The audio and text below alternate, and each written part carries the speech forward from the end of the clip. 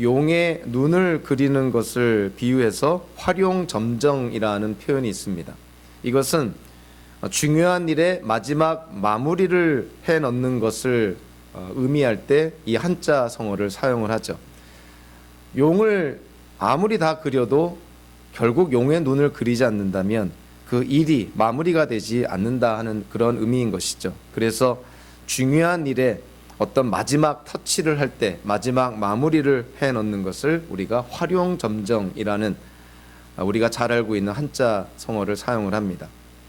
용의 눈을 그리는 그런 활용점정은요, 산을 오르는 등산가에게는 마치 산봉우리에 발을 딛고 서 있는 것과 아마 같은 그런 경험일 것이라고 생각을 합니다. 마찬가지로 우리의 인생의 여정 속에서 우리는 이런저런 모양으로요, 용의 눈을 그리는 것과 같은 활용점정 혹은 인생의 산봉우리를 밟고서는 그러한 경험을 우리가 할 때가 있습니다. 중요한 일을 계획하고 그것을 노력하고 마치고 이루고 성취했을 때 그것은 마치 용의 눈을 그리는 것과 같은 활용점정의 경험인 것이죠. 우리는 그때 누구에게 영광을 돌릴 것인가? 사람들의 박수와 세상의 환호를 만약에 우리가 받는다면 결국은 우리 인생의 주인이 우리 자신이었음을 증명하게 되는 것이죠. 만약에 그와 같은 똑같은 상황 속에서 하나님께 모든 영광을 돌린다면 우리의 인생의 주인이 하나님이심을 또한 우리는 증명하는 것입니다. 사도 바울은 자신이 사도가 된 것도 그리고 사도의 책임을 다한 것도 그것이 다 하나님의 은혜라고 고백을 합니다. 사도 바울은 빌립보 교인들에게 하나님께서 그리스도인들 삶에는 어떠한 선한 일을 시작하시고 그 선한 일을 반드시 이루고 완성하실 분이라고 그렇게 하나님을 묘사합니다. 사도 바울은 부활하신 예수님을 만나고 나서요, 갈라디아서 2장 20절에서 사도 바울의 인생은 더 이상 자기 것이 아니라 사도 바울 안에 계신 예수 그리스도의 것이라고, 즉 사도 바울의 인생의 주인이 예수님이심을 그렇게 고백을 합니다. 오늘 우리가 함께 나누는 이 본문에도요, 다윗의 인생 속에 활용점정과 같은 놀라운 사건이 마침내 일어나고 있습니다. 다윗의 인생뿐만이 아니라 이스라엘의 역사 속에서도 하나의 용의 눈을 그리는 것과 같은 활용점정의 아주 중요한 사건을 우리가 맞이하게 됩니다. 먼저 1절부터 5절까지를 통해서 오늘 본문의 전반부에 해당되는 이야기는요, 다윗이 마침내 이스라엘 통일 왕국의 왕으로 세워지는 장면이 나옵니다. 오늘 보면 1절, 2절을 통해서 보니까 이스라엘의 모든 지파라고 표현이 되어 있는데 이거는 북쪽의 이스라엘 왕국의 11개 지파를 의미하는 것이죠. 사울이 죽은 후에 북쪽의 이스라엘 왕국은 11개 지파로 구성이 되어 있고 이스보셋이라는 사울의 아들을 왕으로 삼은 그러한 나라였습니다. 우리가 앞의 문맥을 통해서도 이미 나눴지만 이스보셋은 살인을 당하게 돼서 더 이상 북쪽 이스라엘 왕국에는 지도자가 없는 그러한 어떤 권력의 공백을 지금 맞게 되는 것이죠. 이스라엘의 11개 지파가 다윗을 찾아왔다는 것은 이제 더 이상 사울 집안에서 또 다른 자손을 택하여서 북쪽 이스라엘 왕국의 왕으로 삼는 그런 일은 하지 않겠다는 그런 의미인 것이죠. 다윗을 찾아온 것은 이제 남쪽과 북쪽이 연합하여 통일을 이루자는 그러한 차원에서 이스라엘 지파가 대표들이 이 다윗을 찾아오게 되는 것입니다. 그래서 오늘 본문 1절과 2절에 보니까 그 이스라엘의 북쪽 지파 사람들이 다윗을 찾아왔어요. 다윗이 우리의 임금님이 되어야 합니다 하는 것을 언급을 하는데 세 가지 이유, 세 가지 명분을 제시를 합니다. 다윗은 남쪽 왕국 유다 지파의 왕뿐만이 아니라 이스라엘 전체의 왕이 되어야 된다는 사실을 세 가지 이유, 명분을 들어서 지금 제시를 합니다. 첫째로 1절에 보니까 우리는 임금님과 한 고륙입니다. 결국 북쪽의 11개 지파나 남쪽의 유다 지파는 한 핏줄이라는 것이죠. 우리의 조상이 같다는 것입니다. 우리는 비록 지파는 다르지만 우리는 형제지간이다 이런 것이죠. 그래서 다윗 당신이 유다 지파의 왕으로 머물 것이 아니라 이스라엘 통일 왕국의 왕이 되어야 합니다. 이렇게 지금 제시를 하고 있는 것이죠.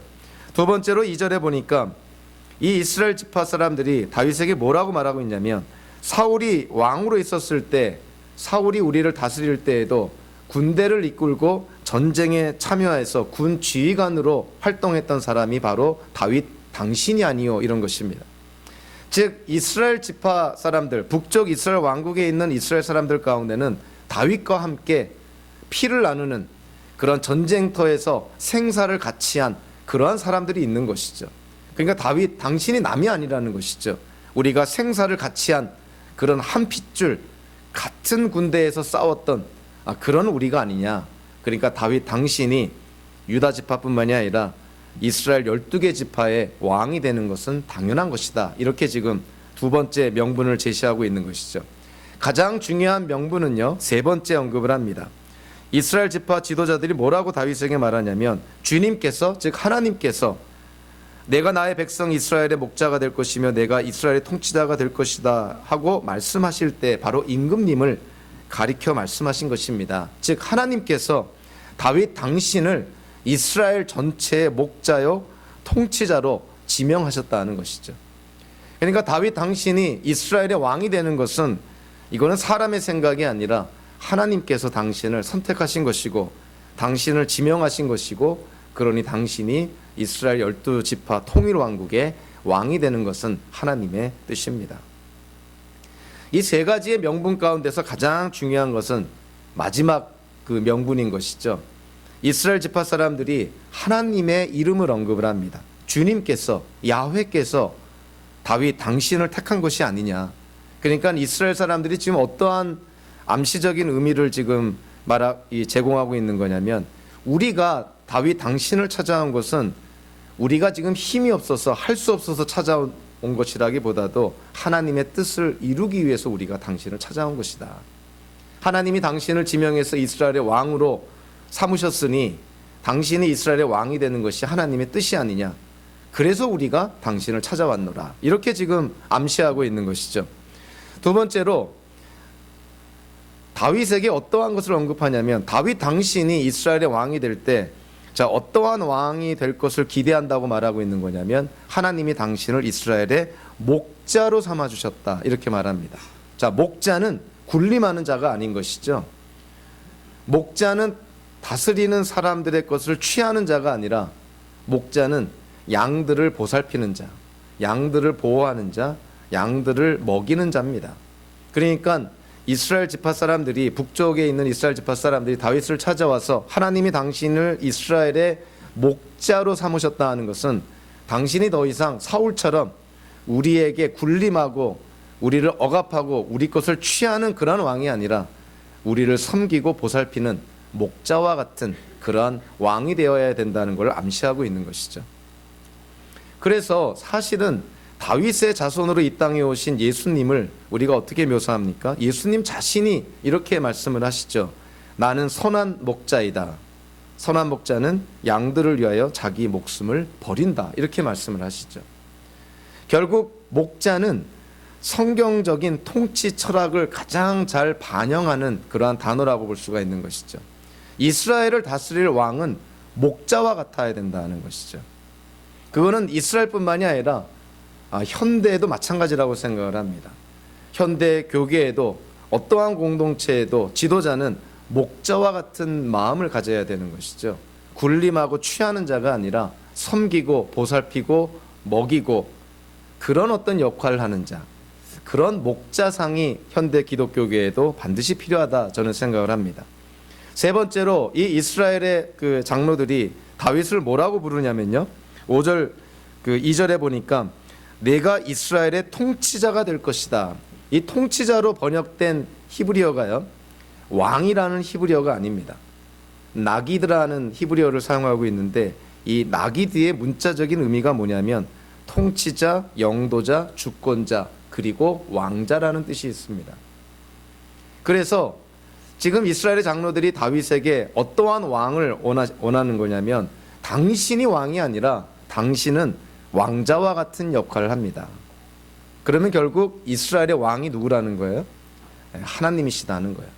하나님이 이스라엘의 왕이시고 당신은 왕이 아니라 나기드, 왕자인 것입니다. 즉 부왕과 같은 것이죠. 하나님의 명령과 말씀대로 이스라엘을 다스려야 될 책임이 바로 당신에게 있다는 것입니다. 그래서 이 이스라엘 지파 이 대표들이 다윗에게 와서 하나님의 이름을 언급하고요. 하나님께서 원하시는 왕은 목자와 같은 왕이고, 그리고 당신이 이스라엘의 참된 왕이 아니라 하나님이 이스라엘의 왕이고, 당신은 왕자와 같은 그 왕의 명령을 따라 행하는 그런 부왕과 같은, 요즘 말로 하면 부통령과 같은 그러한 역할이 바로 당신이 감당할 역할입니다. 결국 이스라엘 그 북쪽 이스라엘 왕국의 그 11개 지파 대표들이 다윗을 찾아왔을 때 항복하러 온 것이 아니죠. 하나님의 뜻을 이루는 것이, 그것이 당신이 바로 이스라엘 통일 왕국의 왕이 되는 것입니다. 그러니까 동반자, 동등한 그런 역할이라는 것을 강조하는 것이죠. 그래서 오늘 그 3절에 보니까 다윗이 헤브론에서 이 북쪽의 모든 그런 장로들과 언약을 맺었다, 이렇게 말합니다. 그들이 항복을 했다면 언약을 맺을 이유가 없는 것이죠. 다윗이 그들과 언약을 맺었다는 것은 동등한 입장에서 그들의 주장을 수용했다는 것을 의미합니다. 그러면서 이제 오늘 3절에 보니까 마침내 다윗이 이스라엘의 왕으로 기름 부음을 받게 됩니다. 여러분들 다윗이 몇 번 기름 부음을 받는지 혹시 아시나요? 한 번 기름 부음 받아도 하나님의 택함을 받은 자니까 참 명예로운 것인데, 이 이스라엘의 선지자, 제사장, 왕이 하나님께로부터 기름 부음을 받잖아요. 근데 다윗은 한 번도 아니고 두 번도 아니고 세 번이나 기름 부음을 받습니다. 처음에는 사무엘 선지자를 통해서 자기 집 이새의 집에서 비밀리에 기름 부음을 받게 되죠. 사울이 시퍼렇게 살아있으니 다윗이 기름 부음 받아 이스라엘의 왕으로 지명됐다는 걸 사울이 알면은 가만히 있지 않으니 사무엘이 비밀리에 다윗을 기름을 부어서 왕으로 세웁니다. 그리고 나서 사울이 죽은 후에 헤브론에서 유다 지파 사람들로부터 다윗이 기름 부음을 받아 이 유다 지파의 왕이 되죠. 그리고 이제 오늘 본문에서 이스라엘 모든 지파, 이스라엘 모든 장로들로부터 기름 부음 받아 세 번째로 기름 부음 받아서 이제는 이스라엘 통일 왕국의 왕으로 세워지는 것입니다. 세 번 기름 부음을 받게 되죠. 한 10년 전쯤인가요? 캘리포니아 얼바인에서 그 열렸던 목회자 컨퍼런스를 참석한 적이 있는데, 그때 소그룹으로 이렇게 나눔의 시간이 있었습니다. 근데 캘리포니아에서 사역하는 어느 목사님이 뭐 자랑을 하신 것 같지는 않고 자기에 대해서 그렇게 말씀을 하시더라고요. 저는 3번 안수 받았습니다, 그러시더라고요.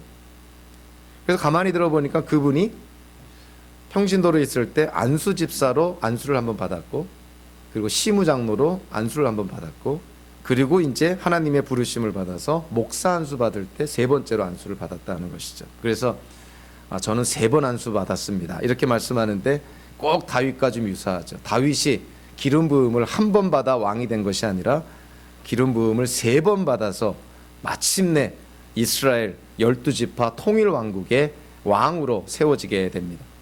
다윗의 인생 속에서요, 어찌 보면 사무엘기상 16장에서 사무엘을 통해 다윗이 하나님께로부터 택함 받아, 그리고 사무엘로부터 기름 부음 받아 이스라엘의 왕으로 지명되고 나서부터 지금까지 바로 이 사건을 위해서 다윗은 인내하고 기다려왔던 것이죠. 결국 다윗의 인생 속에 하나의 큰 획을 긋는 대단원의 막을 내리는 용의 눈을 그리는 것과 같은 화룡점정의 사건이 뭐냐면 마침내 다윗이 이스라엘의 왕이 된 것입니다. 아마 그의 인생 속에서 가장 기억나는 이정표와 같은 그러한 사건이었던 것이죠. 오늘 4절 5절에서 사무엘기 저자가 다윗의 그런 그 통치에 대해서 언급을 합니다. 다윗이 30살에 왕이 되어서 40년 동안 다스렸다. 그리고 헤브론에서 유다 지파의 왕으로 7년 6개월을 다스렸고 예루살렘에서 33년을 다스렸다. 정확하게 표현하면 다윗은 40년 6개월을 다스리게 된 것이죠. 7년 반을 유다 지파의 왕으로 33년을 통일 왕국의 왕으로 그렇게 다스리게 됩니다. 이스라엘의 역사를 이렇게 보면 다윗이 왕으로 있었던 때가 역사적으로 주전 1010년에서 주전 970년, 그래서 40년 통치 기간을 갖고 있는 것이죠. 30세에 왕이 되어서 40년을 통치하고 죽었으니 70살에 죽은 것이고, 주전 970년에 70살로 죽으면서 솔로몬이 다윗의 뒤를 이어서 통일 왕국의 세 번째 왕으로 올라서게 되는 것이죠. 자, 그래서요, 다윗이 헤브론에서 7년 반을 유다 지파의 왕으로 있다가 통일 왕국의 왕으로 됐으니, 결국 다윗이 통일 왕국의 왕으로 올라선 때는 다윗의 나이 37세, 역사적으로는 주전 1003년에 다윗이 드디어 통일 왕국의 왕으로 올라서게 되는 것이고, 그때로부터 33년을 예루살렘에서 이스라엘의 통일 왕국의 왕으로 통치를 하게 되는 것입니다. 사무엘기를 통해서요, 지금까지의 다윗의 인생을 우리가 한번 추적해 보면, 다윗이 처음 우리의 주목을 받았던 때, 즉 다윗이 역사의 전면에 등장했던 때는 언제냐면, 이세의 8 아들 중에서 막내였던 다윗을 하나님이 사무엘을 보내서 사무엘로 하여금 다윗에게 기름을 부어서 이스라엘의 왕으로 지명한 때입니다. 그때로부터 다윗은 이스라엘의 역사 속에 등장하게 되는 것이죠. 성경에서 다윗의 이름이 등장하게 되는 것이죠. 10대 때 엘라 골짜기에서 블레셋과 전쟁 때 거인 골리앗을 죽임으로 이스라엘의 영웅이 됩니다. 그리고 나서 사울 왕의 부름을 받아 왕궁에서 음악가로, 그리고 전쟁터에서는 블레셋 족속의 킬러로 그렇게 명성을 쌓게 되죠. 그러다가 사울의 시기, 질투, 증오를 피해서 8년여 가까이 광야를 유리하며 도망다니는 신세가 됩니다. 그러다가 블레셋의 으타그라에서 시글락이라는 곳에서 600명의 게릴라 부대를 이끄는 지도자가 됐고요. 그리고 사울이 죽은 후에 헤브론으로 올라가서 7년 반 동안 한 지파, 유다 지파의 왕으로 있다가 마침내 이스라엘 통일 왕국의 왕으로 세워지게 된 것이죠. 다윗의 인생을 가만히 보면 물론 아주 흥미진진한 사건들이 많이 있죠. 그래서 다윗의 인생 이야기는 흥미진진한 한 인간의 이야기로 보기에는, 그냥 단순한 역사 이야기로 보기에는 너무나 중요한 그런 사건들이 많이 담겨져 있습니다. 다윗의 인생을 통해서 우리는 무엇을 바라봐야 되냐면, 다윗의 인생 속에 역사하신 하나님의 손길을 우리가 바라봐야 되죠. 다윗의 인생, 제가 잠깐 요약했지만 다윗의 인생에서 하나님이 빠진다면 다윗의 인생은 껍데기밖에 남지 않을 것입니다. 다윗의 인생에서 하나님이 없다면 다윗의 인생은 그러한 삶을 살 수도 없었고, 지금의 이 이스라엘 통일왕국의 왕으로 세워지지도 않았을 것이죠. 다윗의 인생 속에 하나님이 이렇게 배어 있는 것이죠. 다윗은 하나님을 지식적으로만 아는 것이 아니라 다윗은 실제로 그의 삶을 통해서 하나님을 경험했던 것이죠. 그래서 하나님을 인격적으로 알아왔던 것입니다. 그래서 다윗은 어려울 때도 견딜 수가 있었고, 절망스러운 상태에서도 소망을 가질 수 있었던 것이 다윗은 하나님을 인격적으로 알았기 때문인 것이죠. 결국 다윗이요, 베들레헴의 목동이었던 다윗이 이스라엘의 목자로 세워지는 놀라운 그런 활용점정과 같은 사건이 일어난 것입니다. 다윗의 인생을 가장 잘 표현한 시편을 하나 고르라고 한다면 당연히 시편 23편의 말씀을 우리가 고를 것입니다. 시편 23편의 내용이 다윗의 인생, 다윗의 삶, 다윗의 기도를 그대로 담고 있는 것이죠. 주님은 나의 목자시니 내게 부족함 없어라. 하나님이 나의 목자시니 내가 어떠한 상황에 있더라도, 흑암의 골짜기, 죽음의 그늘 골짜기를 다닐지라도 나는 하나님과 함께 계심을 확신하며 이겨나간다는 것이죠. 두려움이 없다는 것이죠. 다윗이 이스라엘 통일왕국의 왕이 되는 것이 다윗 인생에 있어서 활용점정과 같은 하나의 획기적인 사건이 되는 것입니다. 자, 이제 다윗은요, 도망자도 아니고 한 지파의 왕도 아니고 이제는 이스라엘 통일왕국의 명실상부한 사울의 뒤를 이어 두 번째 왕이 됩니다. 과연 이 다윗이 600명의 게릴라 부대가 아니라 한 개의 지파, 유다 지파가 아니라 이스라엘 12지파를 과연 다스릴 능력이 과연 그에게 있을까? 우리는 사무엘기상을 통해서 잘 알고 있죠. 사울이 왕으로 세워졌을 때 몇몇 사람들이 사울을 인정하지 않았습니다. 사울을 비아냥거리고 사울이 무슨 능력이 있겠는가, 저 시골 촌뜨기가 뭐 이스라엘을 다스릴까, 이렇게 경멸하는 사람들도 있었죠. 그때 사울이요, 왕으로서의 능력을 입증하고 왕으로서의 위상을 확립한 사건이 뭐였냐면 암몬 족속과의 전쟁을 승리로 이끌었기 때문입니다. 즉 전쟁에서의 승리를 통해서 사울이 왕으로서의 능력과 위상을 확립하고 정립한 것이죠. 자, 오늘 본문에서 사무엘기 저자가요, 다윗이 이스라엘 통일왕국의 왕으로 세워지고 나서 자, 어떠한 사건을 제일 먼저 언급합니까? 역시 전쟁을 언급합니다. 전쟁을 통해서 다윗이 이스라엘 통일왕국의 왕의 자격이 있음을, 왕으로서의 능력이 있음을 사무엘기 저자가 지금 보여주고 있는 것이죠. 자, 오늘 본문 6절부터 10절까지가 바로 그 사건을 언급을 합니다. 다른 사건이 아니라 이스라엘 땅 한가운데 있는 예루살렘을 다윗이 지금 공격하는 것이죠. 자, 오늘 본문 6절에 보니까 다윗 왕이 부하들을 거느리고 예루살렘으로 가서 그 땅에 사는 여부스 사람을 치려고 하니, 우리가 이 성경을 읽을 때 좀 정독을 하고 생각을 하다 보면 이런 데서 좀 고민을 하게 됩니다. 하나님이 가나안 땅을 이스라엘에게 약속의 땅으로 주었고 이미 여호수아를 통해서 가나안 땅이 다 정복된 것으로 알고 있는데, 아니 이스라엘 가운데 중심부 심장부에 있는 예루살렘에 지금 이스라엘 지파가 아니라 여부스 사람들이 살고 있다니, 이게 어떻게 된 것인가? 아니 어떻게 가나안 땅을 정복하면서 가나안 땅의 중심부 심장부에 해당되는 예루살렘을 정복하지 않은 것인가? 자, 우리 먼저 성경을 통해서요, 여부스 족속에 대한 배경을 우리가 좀 찾아볼 필요가 있는데요. 여러분들 그 노아의 대홍수를 아시죠? 여러분들 노아에게 3명의 아들이 있습니다.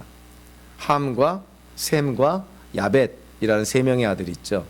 그때 그 노아의 수치를 드러내고 막 그 낄낄거렸던 함이라는 아들이 있죠. 노아로부터 저주받은 그런 함이라는 아들이 있는데, 함의 아들이 가나안입니다.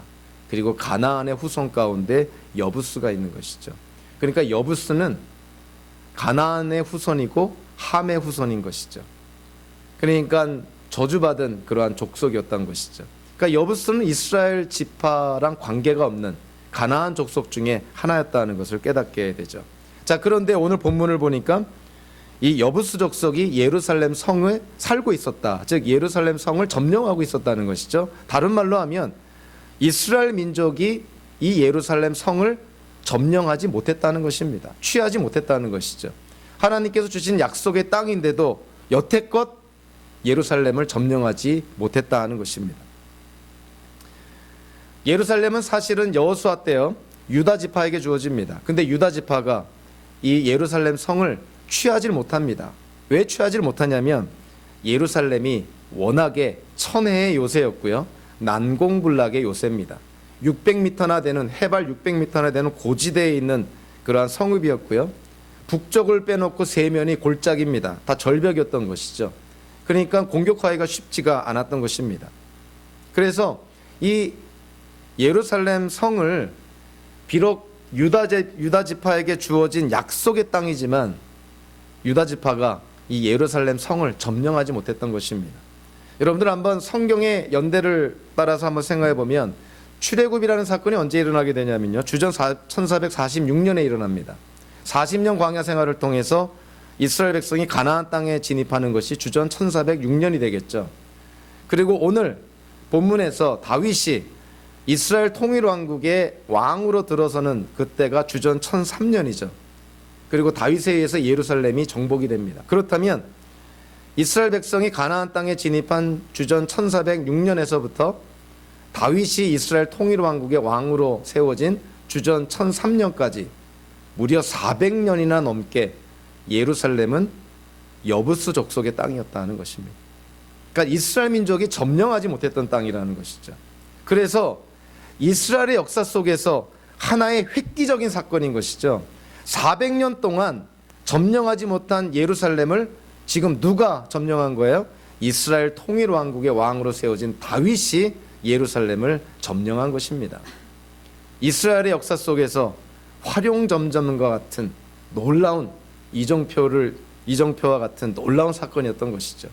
그래서 결국 예루살렘이 이제 이스라엘에게 점령당함으로 말미암아 하나님이 약속하신 약속의 땅이 사실은 이제 다 이스라엘 수중에 들어갔다, 이렇게 볼 수가 있는 것이죠. 여러분들, 예루살렘은요, 우리 한번 지도를 한번 볼까요? 이게 역사서기 때문에 우리가 이스라엘의 지도를, 그 당시의 지도를 한번 보면, 자, 여기 1, 2, 3, 4가 오늘 일어난 사건의 그 순서를 말해주고 있습니다. 자, 이스라엘 지파의 장로들이 저 북쪽에서부터 헤브론에 살고 있는 다윗에게 찾아오죠. 그래서 다윗을 기름 부어서 온 이스라엘의 왕이 됩니다. 그래서 왕으로 세운 이후에 다윗이 제일 먼저 한 일이 뭐냐면 이스라엘 중심부에 있는 예루살렘을 공격하게 된 것이죠. 자, 다윗이 왜 예루살렘을 공격을 했을까? 허구 많은 일들 중에서 결과론적으로 얘기할 수 있는 것은 다윗이 예루살렘을 점령하고 나서 예루살렘을 통일 왕국의 새로운 수도로 삼습니다. 그러니까 다윗의 어떤 계획이 있었던 것이죠. 자, 지금 북쪽의 이스라엘 왕국과 남쪽의 유다 왕국이 지금 통일이 됐는데 수도를 어디로 정할 것인가? 만약에 이전처럼 헤브론에서 계속 통치를 한다면 이 북쪽에 있는 지파들이 불만을 가질 거예요. 아니, 왜 저 남쪽에서 통치를 할까? 수도를 삼을까? 이러지 않겠습니까? 그렇다고 해서 위로 한번 올라가 볼까요? 이 북쪽 이스라엘 왕국의 수도였던, 좀 더 올라가시면, 여기 마하나임에서 만약에 통일 왕국의 수도로 삼는다면 당연히 남쪽의 유다 지파 사람들이 불만을 갖겠죠. 결국 어찌 보면 이 다윗의 탁월한 선택입니다. 이 이스라엘 가나안 땅의 가장 중심부에 있는 예루살렘, 그리고 예루살렘이 해발 600m 고지대에 세워진 성읍이라 그랬죠. 이 예루살렘은 정말 난공불락의 천혜의 요새였던 것이죠. 그리고 동서와 남북의 중심지에 있는 도시입니다. 그러니까 통일왕국의 수도로서 가장 적합한 그런 성읍이었던 것이죠. 한마디로 북쪽 이스라엘 왕국의 11개 지파의 사람들과 남쪽 그 유다 지파의 사람들의 마음을 다 충족시킬 수 있는 탁월한 선택이었던 것이죠. 요즘 흔히 쓰는 신의 한 수였던 것입니다. 다윗이 저 예루살렘을 택해서 이스라엘 통일왕국의 수도로 삼아야겠다. 근데 문제가 되었던 게 뭡니까? 예루살렘이 여부스 족속이 점령하고 있었던 것이죠. 천혜의 요새였고 난공불락이었던 것이죠. 그럼에도 불구하고 다윗이 예루살렘을 공격합니다. 자, 그랬을 때, 자, 오늘 보면 그 6절, 7절, 8절에 보니까, 자, 그 예루살렘 성에 살고 있는 그 여부스 사람들이 뭐라 그럽니까? 다윗에게 당신은 여기에 절대 들어오지 못한다. 그러니까 그만큼 자신이 있었던 것이죠. 그래서 6절에 보니까 이렇게 비아냥거립니다. 눈먼 사람이나 다리 저는 사람도 당신을 물리칠 수 있다. 즉, 장애인들이 방비해도 당신들은 절대로 예루살렘 성을 점령하지 못할 것이다. 이렇게 아주 비아냥거리고 조소하는 것이죠. 그만큼 예루살렘 성은 400년 동안 어느 누구도 점령하지 못한 난공불락의 요새였다는 것입니다. 자, 그런데요, 어느 성이든 어느 요새든 간에 다 약점이 있게 마련이죠. 아킬레스건이 있게 마련입니다. 예루살렘 성도 아킬레스건이 하나 있습니다. 그것이 뭐냐면 600m 고지대에 세워진 성읍이기 때문에 항상 식수, 사용할 물을 어디서 끌어옵니까? 저 밑에 골짜기에서 끌어와야 되는 것이죠. 그래서 평상시에는 이 예루살렘 성에 살고 있는 여부 사람들이 실제로 골짜기까지 내려와서 물을 얼마든지 가져올 수 있습니다. 그러나 전쟁 중에는 성읍을 떠날 수가 없으니 물을 구할 수가 없는 것이죠. 그래서 이들이 생각한 게 뭐냐면 그 예루살렘 그 동쪽에 위치한 기드론이라는 계곡이 있는데요. 거기에 기혼샘이라는 물이 있습니다. 간헐천이 있는데 그 기혼샘에서 600m 높이의 예루살렘으로 물을 끌어올리는 장치를 합니다. 주전 1003년경에 이러한 시설이 있다는 것은 참 대단한 것이죠. 그 골짜기에 있는 물을 끌어서 600m 높이의 예루살렘 성까지 이렇게 끌어올립니다. 그러니까 이 수로가 있었던 것이죠. 계곡에서부터 예루살렘 성까지 이렇게 수로가 돼 있어가지고 이 물을 끌어올리는 것이죠. 자, 그런데 오늘 8절에 보니까 다윗이요, 자기 군인들에게 뭐라고 명령하냐면, 너희가 저 여부스 사람, 즉 예루살렘을 공격할 때 자 어떻게 공격하라고 말하고 있냐면, 물을 길어오리는 바위벽을 타고 올라가서, 즉 물을 끌어올리는 수로를 타고 올라가서 저 예루살렘 성을 공격하라는 것이에요. 그것이 아킬레스건이었습니다.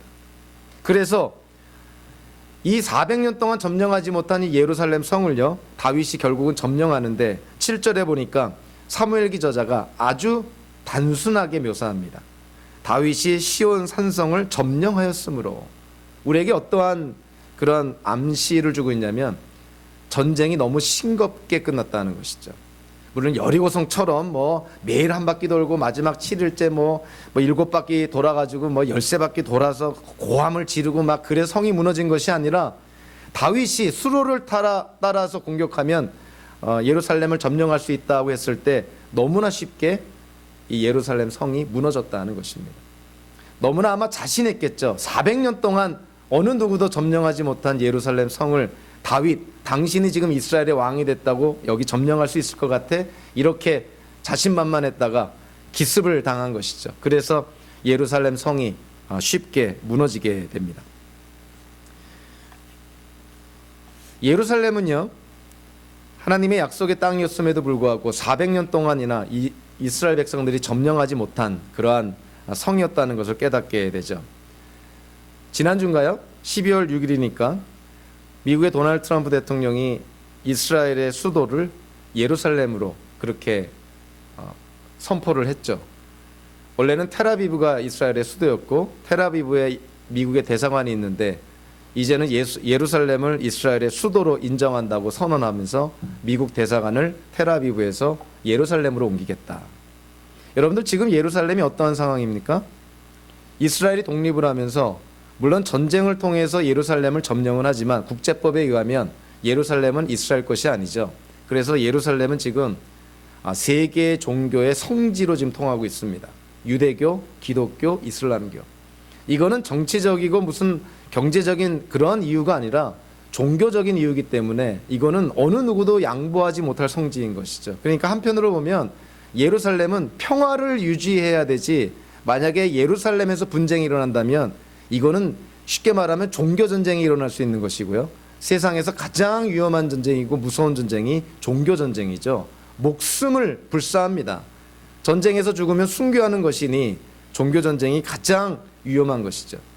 어찌 보면 예루살렘이 일종의 뇌관과 같은 것이죠. 근데 도널드 트럼프 대통령이 그 뇌관을 건드린 것입니다. 유대교의 손을 들어준 것이죠. 예루살렘이 이스라엘의 수도다. 대사관도, 미국 대사관도 예루살렘으로 옮기겠다. 거기에 지금 지각 변동이 막 일어나지 않습니까? 얼마나 많은 분쟁과 시위와 사망자들이 지금 속출하고 있습니까? 앞으로 어떻게 될지 참 조심스럽게 바라봐야 되는데요. 참 역사는 반복한다는 말이 이런 걸 통해서도 깨닫게 되는 것 같아요. 다윗 때에도 예루살렘은 다른 약속의 땅을 이스라엘이 다 점령했지만 예루살렘을 점령 못했거든요. 현대에도 역시 예루살렘은 여전히 어느 누구의 것도 아닙니다. 역시 분쟁의 한가운데 있고 역시 지각변동의 한가운데 있는 것이죠. 마치 태풍의 눈과 같은 그런 모양새를 띠는 것이 바로 예루살렘이었던 것이죠. 지금도 그렇다는 것입니다. 역사는 어찌 보면 이렇게 반복된다는 걸 보게 됩니다. 예루살렘과 관련돼서요, 또 하나 역사가 반복되는 중요한 사건이 있습니다. 여러분들, 다윗이 어디서 태어나냐면요, 베들레헴에서 태어납니다. 베들레헴에서 태어났다가 예루살렘의 왕으로 입성하게 되는 것이죠. 그러죠? 다윗의 자손 가운데 베들레헴에서 태어나 예루살렘에 왕으로 입성하는 분이 이 땅에 또 나오시는 것이죠. 그분이 누구시겠어요?